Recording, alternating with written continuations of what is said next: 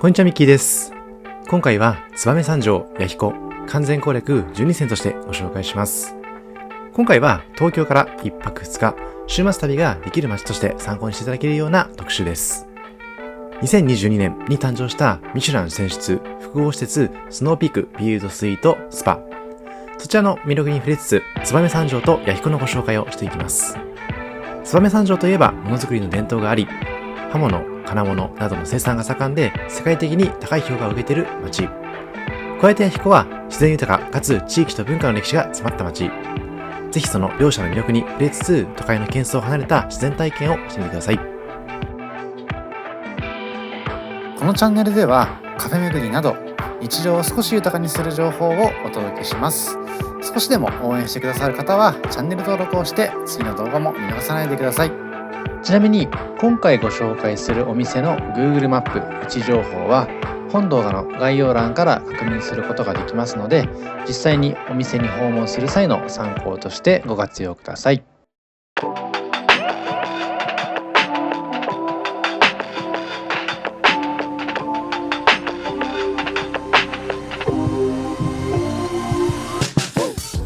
さて、今回は東京駅から上越新幹線にて移動。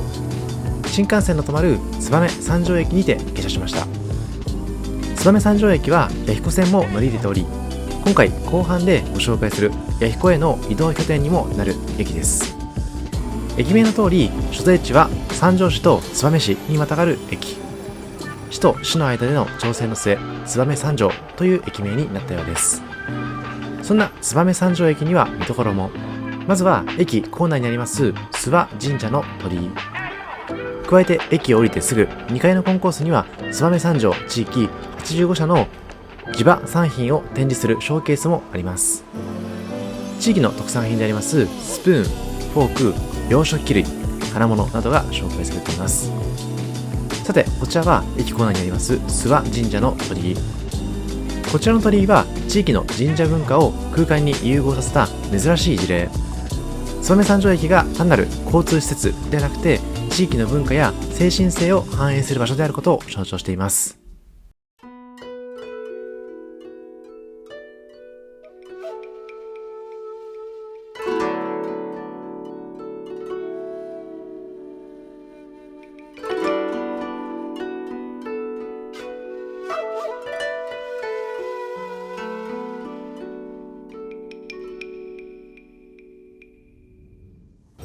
さて、駅についてまずは腹ごしらえ。こちらは小島屋総本店燕三条店です。2023年11月にオープンした比較的新しいお店です。新潟県のへぎそばの老舗として知られる名店小島屋総本店。1922年に創業し、へぎそば発祥の店として100年近い歴史を持ちます。新潟県内には8つの直営店を展開しており、ここ燕三条店は2023年11月にリニューアルオープンをした新しい店舗です。お店は燕三条駅から徒歩8分のとても近い立地にありますので、到着後または出発前のひとときにも重宝します。お店の外観としましては、先ほど映していました巨大な水車が特徴的。広い敷地を使った壮大な印象にもなっていますので、記念に1枚写真に収めてください。さて、店内に入りますと様々な席のタイプがあり、雰囲気も抜群。欅材と土壁が織りなす古民家調の雰囲気はしっとりと落ち着いた気持ちにしてくれます。各部屋はそれぞれ異なる衣装が施されておりまして、小島屋総本店さんのそばをいただきながら日常を忘れてゆったりと流れる時間を感じられるようです。テーブル席などを中心に大人数で入ることもできますので、家族連れでもおすすめ。さて、そもそもへぎそばと言いますのは新潟県の魚沼地方発祥のそば。創業者の小島さんが地元のふのりをつなぎに使用したことから始まり、つるっとした喉越しとコシのある食感が特徴的なそばです。また、そんなふのりについて、どんなに品質の良いふのりでも天然物ゆえに他の海藻や異物が混じっていることがあるとのこと。こちらはへぎそば一人前になってるんですけども、いずれのそばに関しましても小島屋総本店では手間を惜しまず、一つ一つ手作業で選別後、金属探知機にかけ、そういった異物を取り除いて良品だけを使用している徹底ぶりです。さて、こちらこの日にいただきました味わい膳。味わい膳に関しましては、天ぷらだったり茶碗蒸し、そしてお寿司もついてきて贅沢な山盛りセットになっています。そばだけでなくて、この小島屋さんのこだわりが詰まっているメニューになっていますので、お腹が空いている方はぜひこちらを注文していただければと思います。ちなみに先ほどご紹介した異物を取り除くような選別作業、素人だと1日かかってもわずかな量しかできないようで、そば打ちの技術にも全く引けを取らないような熟練の識別の技が必要とのこと。その後、ふのりをつなぎに加工するんですけども、その工程はそばを打つことよりも手間と労力のかかる作業なようでした。ご覧のようにごまをすっていただいて、そばつゆにつけていただきつつおそばを堪能。ぜひその食べ方も工夫していただければと思います。こちらで提供されるそばは現在も創業当時のレシピを守り、伝統的な製法でへぎそばを提供し続けているようです。へぎそばの特徴として、もともと魚の切り身を盛るために使われていたという木の器、へぎに盛られて一口サイズの束に分けられています。そんな小島屋総本店のへぎそばですが、文化的価値もバッチリ。天皇陛下御用達のそばとして過去6回皇室に献上されています。昭和天皇が新潟県を訪問した際に献上されたことをきっかけに、天皇陛下御用達として知られるようになったとのことです。さて、こちらは味のついている塩。ぜひこちらの塩も試していただきつつ、他の天ぷらだったりとか、もし味わい膳を注文した場合には、こちらの塩をつけていただいて、その天ぷら自体の味の変化も楽しんでみてほしいです。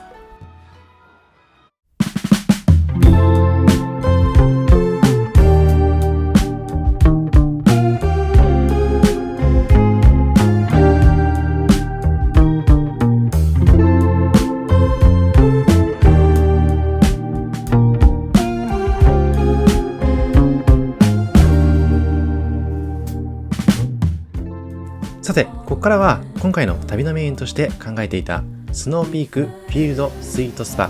ヘッドクォーターズのご紹介。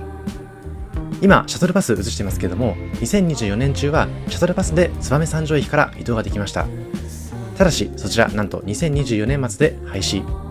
今後の移動はタクシーもしくはレンタカーが必要になりそうです。ただそんな移動手段にもかかわらず、ぜひとも訪れてほしいのがこちらスノーピークフィールドスパ。浴、食、泊の自然を感じる複合型リゾート、スノーピークフィールドスイートスパヘッドクォーターズ。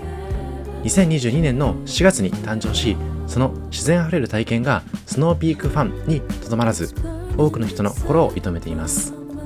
そんなフィールドスイートスパはミシュランガイドホテルセレクションにも選出。日本全国のホテル、旅館を対象に個性あふれる魅力的な宿泊施設を評価する栄えある賞で、世界120カ国以上5000件を超える優れたホテルなどを紹介しているもの。ミシュランガイドの匿名セレクションチームの宿泊体験に基づき評価されていて、そのクオリティも間違いなしです。ちなみにそのミシュランガイドに選出されていますのは243件のホテル・旅館とのこと。さらにこちらフィールドスイートスパで提供されます料理にも権威が。最新の新潟ガストロノミーアワード大賞も受賞している間違いのない実力。新潟県にて選出されました旅館・ホテル部門の30件。その中でもナンバーワンの大賞に輝いた間違いのない味わいも必見です。さて、そんなフィールドスイートスパ。人間も一つの自然だと気づく。その体験が人間性を回復してくれる。そんなコンセプトのもとブランドを運営していますスノーピーク。アウトドアブランドとしても人気が高いブランドだからこそ提供できるような人間らしさを回復する体験をここでは楽しめます。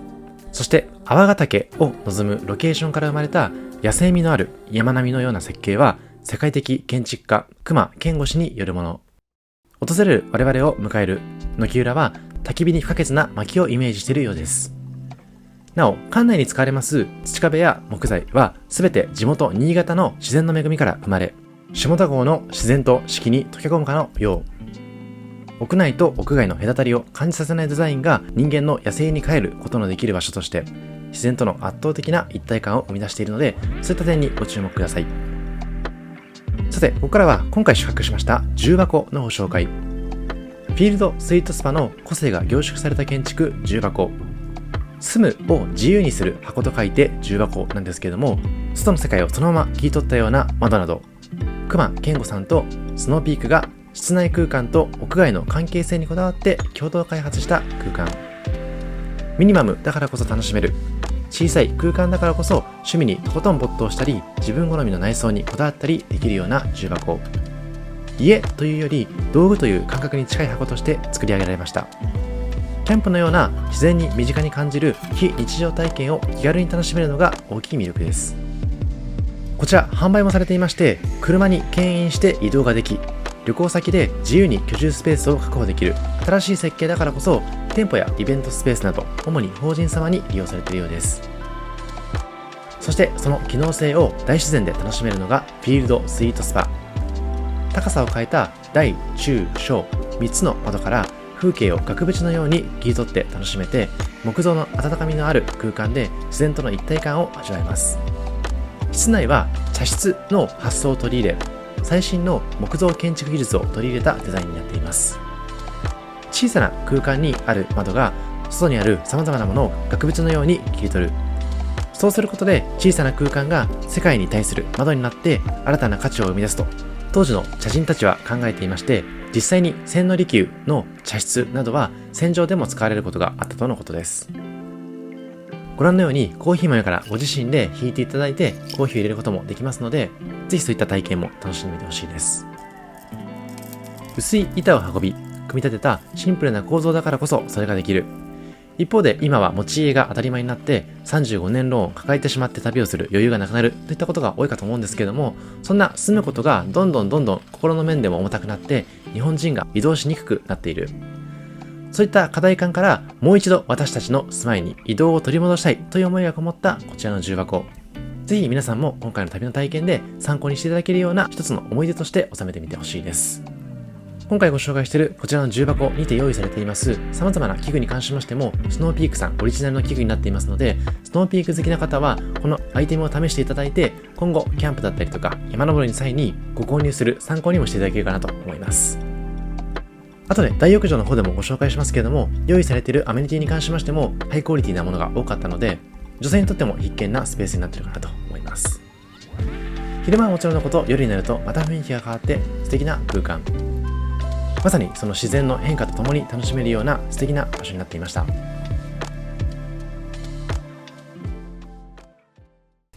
さて続いては夕食のご紹介。夕食は下田郷の豊かな水と恵み、作り手の思いを味わうレストラン雪峰にて、三つ星レストラン神楽坂石川店主の石川さん協力、和の心を取り入れたイノベーティブフレンチをいただきました。さらに今回は宿泊者限定アップデートメニューとして1名3300円追加し、お魚とお肉の両方を満足にいただけるコースとして堪能しました。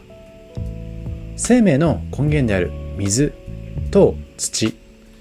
自然に向き合った時に感じる厳格さ、青々しさ、儚さを生産者の思いとともに表現したコース。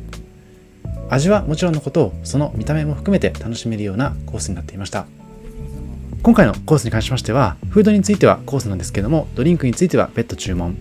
この日はネーミング含めて特に気になった抹茶ビールを注文しました。なお、食事の際に使用するカトラリーは地元燕市の名産品である金属洋食器を使用。大正3年から続くカトラリー発祥の知の技を感じつつお食事をいただくことができます。さて、今回いただいたコースは泡ヶ岳というコース。先付けとしていただきましたのはサンマ。こちらはコロッケにしていただいて、たくあんをトッピング。コロッケの中にずっしりとサンマの詰まった贅沢な一口になっていました。前提として今回提供されるような下田郷の自然環境で生まれた動植物たちは、泡ヶ岳の雪解け水を根源に力強く美しく生きています。そうしたこの土地ならではの豊かな緑や厳かな自然環境、神秘さをレストラン雪峰のシェフが一皿に込めたコースとして提供してくれています。今映していましたパンに関しましても、お食事の合間にいただける満足度の高い一品。バターを塗ってシンプルにいただきました。続いてはワンモノとしまして、つぶ貝のニラ。ニラのスープにつぶ貝がゴロッと入っていまして、その食感を楽しむこともできました。またお酒にもぴったりになっていますので、いただける方は日本酒と合わせていただくのがおすすめかもしれません。続いては焼き物としての甘鯛。甘鯛自体の味わいはもちろんのこと、バルサミコ風のソースもその味を引き立てていました。加えて香りも豊かな一品になっていますので、その香りとともに楽しんでほしいです。先ほどつぶ貝ニラは日本酒とのペアリングをお勧めしましたけども、こちらはワインなんかとも合うかなと思いました。今映していますのは酒魚としてのサバ。玉ねぎとリンゴ、お酢の絡み合いますお酒のおつまみにぴったりな一品になっていました。ご覧のようにこの地の食材をこの地で食べる、最適な食材が最適な循環を生む、下田郷という鉄分豊富な赤土、泡ヶ岳から流れる養分たっぷりの雪解け水で育った根菜類、芋、そしてお米、清流に住む川魚などなど注目の食材を使って調理してくれています。そしてこちらはメインの肉料理であります鹿肉。こちらにつきましては2200円プラスすることで和牛にも変更できます。ただ苦手でない場合にはせっかくなので鹿肉もいただいてみてほしいです。なお変更の際にはグループ単位になるとのことなのでお好みに合わせてご注文ください。そんな数々のメニューは三条に広がる畑、果樹園、新潟や佐渡といった近海の魚たち、厳しい環境を生きてきた動植物たち、地域の生産者と深くつながりながら吟味して集めた季節の恵みを楽しめます。そんな季節の恵みを存分に感じられる締めの料理は土鍋ご飯。こちらは秋鮭を使ったメニューになっていました。人と自然が共存するこの地で生活の糧となるものが生まれて、食の多様性を表現することで持続可能な自然環境を実現することを表現した渾身のメニュー。ぜひご堪能ください。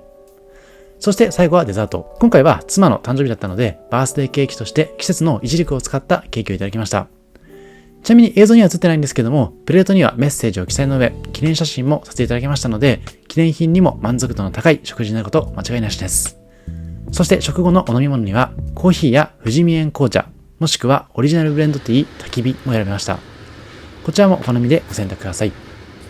さて、そんな食事の後には、お食事処を出てすぐの場所で焚き火を眺めることができます。焚き火のパチパチとした音はヒーリング効果もありまして、まさにキャンプらしさを感じられる空間になっていますので、ぜひ暖かい格好をしてこの空間を楽しんでみてほしいです。もちろん焚き火自体も暖かいので、十分に暖を取ることもできるかなと思います。そして、そんな焚き火を味わった後には、フィールドスイートスパにおける大きな魅力の一つ、温浴施設について、下田郷の自然に育まれた天然温泉。まず感動しますのは更衣室及び洗い場。これまでにもいろいろなホテルに宿泊していますが、おしゃれさで言うと特に満足度が高い空間になっていました。続いては内湯、そして露天風呂。大きく設計された窓が特徴的な内湯ももちろん抜群ですけれども、大きく切り開かれた屋根から外の景色を含めて楽しめるような露天風呂も抜群でした。もう一つはサウナ。サウナストーブに使用されるケルケスストーンは手作りのフィンランド製。セルフロウリュをしながらドライサウナスタイルで楽しめます。また最後に映していましたのは外気浴スペース。スノーピークのチェアでくつろげる点もおすすめです。その眺望をテーマとした大浴場にて内湯、露天、洗い場、サウナ、いずれの場所からも開放感あふれる景色を堪能できます。で、そんな大浴場の外にはスノーピークのカフェも併設。こちらでは軽いお食事をいただくこともできますので、夕飯までに小腹が空いた方などはこちらをご利用いただきつつ、その開放的な空間とともに一息つくのもおすすめかもしれません。また、個人的に感動だったのが、フィールドスイートスパから見る星空。今回スマートフォン等で撮影しながらその様子を収めようと試みたんですけども、やはり肉眼で見る景色とは全く違った様子。スマートフォンを通してでもこれだけ美しく撮ることができましたので、肉眼で見た時の星の美しさは格別です。もちろん天気がいいからこその景色だと思いますけれども、このフィールドスイートスパの極上体験に加えて星空を眺めることで身も心も豊かになれるような宿泊体験をすることができるかと思います。続いては朝食。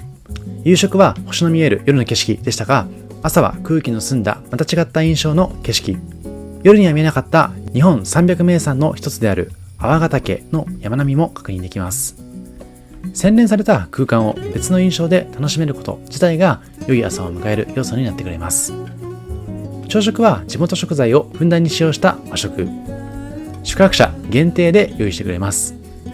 ご覧のようにお弁当スタイルでいただけますので、その点も気分を高めてくれます。少量ずついただけるシンプルな味付けのおかずはどれもご飯とマッチ。普段がっつり朝食をいただかない方にとっては少し多いかなと思うかもしれませんが、思いのほかペロリといただくことができます。合わせていただくことができますドリンクはリンゴジュース、オレンジジュースの他に玄米ほうじ茶、煎茶、コーヒーからセレクト。コーヒーはホットでもアイスでもいただけます。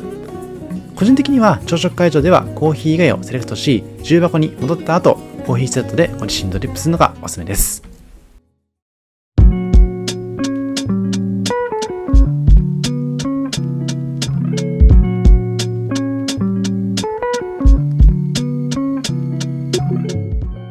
さて、ここからは弥彦の観光の様子をお届けします。新潟県内のみを走る鉄道路線の中では最も短い路線となっています弥彦線。こちらに乗って今回弥彦を訪れています。開業から109年目を迎える歴史のある路線。開業当初は三宮線とも呼ばれ、弥彦神社への参詣鉄道として建設されました。さらに特筆すべき点として、1985年3月31日まで国鉄全路線で唯一起終点両方の駅で他路線との接続がない路線になっていました。まさに弥彦神社に向かうために作られた路線として、その雰囲気も味わってみてほしいです。さて、ここからは釜飯弥彦という店をご紹介。弥彦駅からも徒歩5分でたどり着き、この後ご紹介する弥彦神社に向かう途中にありますので、到着後の昼ご飯として最適です。地元産のコシヒカリと旬の食材を使用した釜飯が特徴で、48年の歴史を持つ弥彦屈指の人気釜飯専門店。20種類以上の釜飯メニューを提供しておりまして、人気メニューにはタイとハマグリの釜飯、ウニとカニの釜飯、大粒牡蠣の釜飯など様々なメニューがあります。いずれに関しても地元の食材を生かした料理になっており、満足感高く楽しめます。さて、こちらが気になっていた大粒牡蠣の釜飯。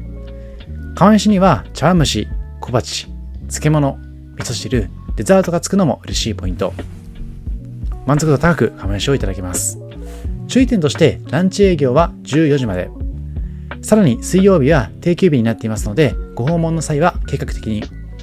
さて、この日いただきましたのは名物の大粒の牡蠣。名前の通り大粒の牡蠣がふんだんに使われているのが魅力です。プリプリとした牡蠣の食感と炊きたてのご飯の香りが楽しめる人気メニューで、釜飯弥彦の丁寧な調理と質の高い食材選びがこの料理の美味しさを支えています。釜飯は注文を受けてから炊き上げるため、25分程度提供までにお時間がかかるものの、炊きたての美味しさを楽しめます。もう一つはこちら、うなぎの釜飯をいただいています。そして楽しみの一つは終盤に食べられるおこげ。一膳よそった後、蓋をしておいておくことで、最後にはおこげも楽しむことができます。こちらのうなぎの釜飯は、うなぎの香ばしさと炊きたてのご飯の相性が抜群で、お値段もお手頃にいただける満足度の高いメニューになっていました。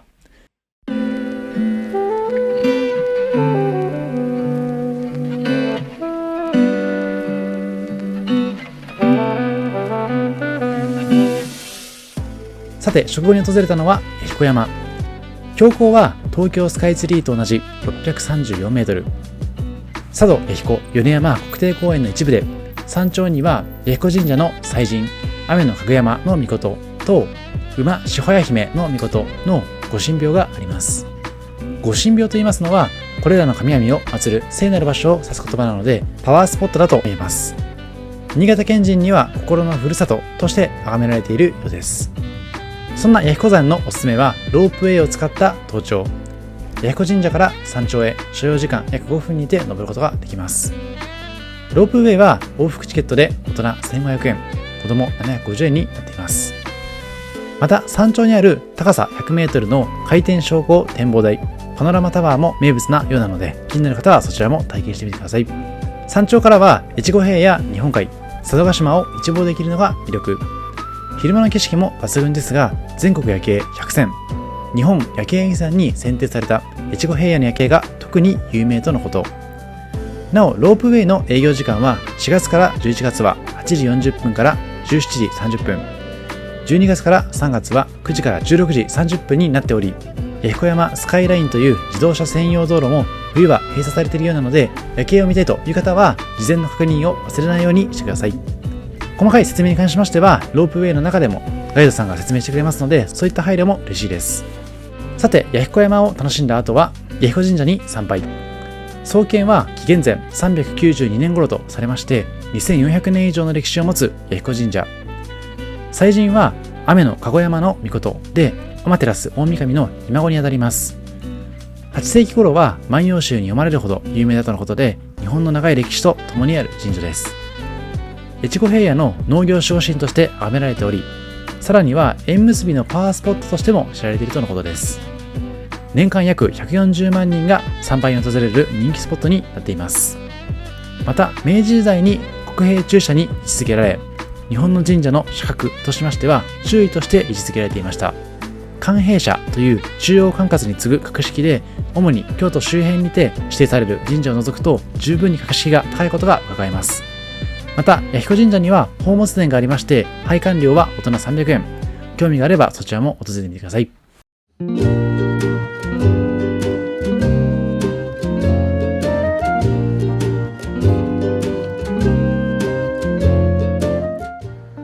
続いては弥彦において欠かせない人気の和菓子店、文水堂菓子舗。看板商品はパンダ焼きで、弥彦村を代表するソウルフードとなっているようです。歴史も長く、創業は1956年。創業当初は結婚式の引き出物や葬式の香典返しなどの式菓子を作る和菓子屋さんだったとのこと。そんな背景もありつつ、地元の食材を生かした商品開発と時代のニーズに合わせた経営戦略により、地域に愛される和菓子店として成長を続けているお店です。さて、そんな文水堂菓子舗さんの看板メニューパンダ焼き。白いもちもちの生地であんを包んだたい焼きのパンダ版。米粉が入った生地でもちもちの食感が魅力の品。2010年第1回日本全国ご当地おやつランキングでグランプリを受賞しました。パンダ焼きの種類としましては、定番の小倉、チョコレート、カスタードがそれぞれ170円。そして人気ナンバーワン、弥彦名産の枝豆、弥彦娘を使った枝豆あんが180円になっています。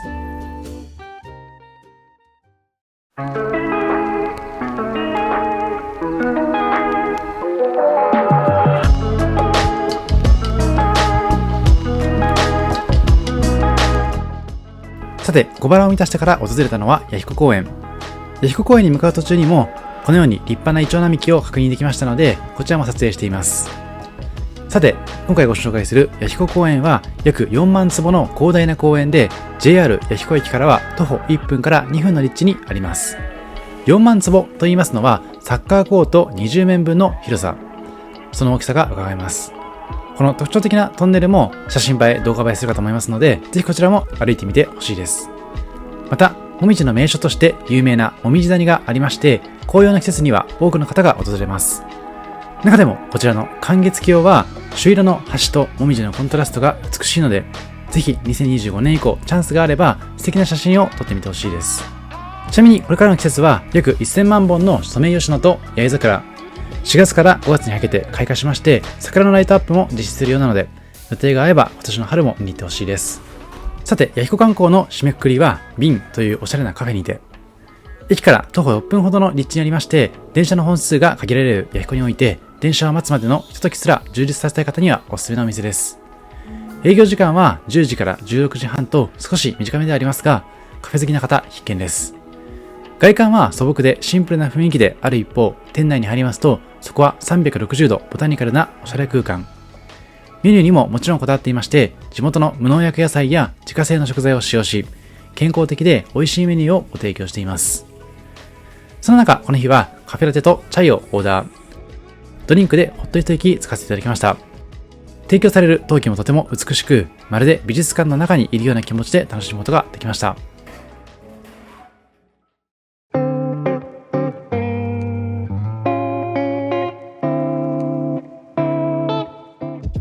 さて、弥彦から燕三条駅に戻りまして、旅の最後はラーメンで締めくくり。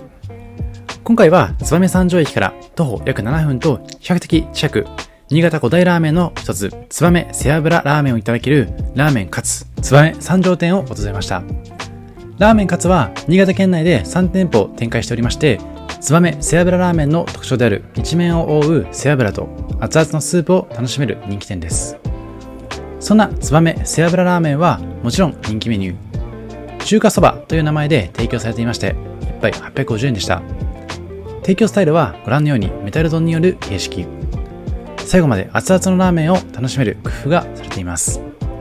スープは濃いめで、麺は食べ応えのあります極太麺。この極太麺は国産小麦 100% の自家製麺を使用しているとのことでした。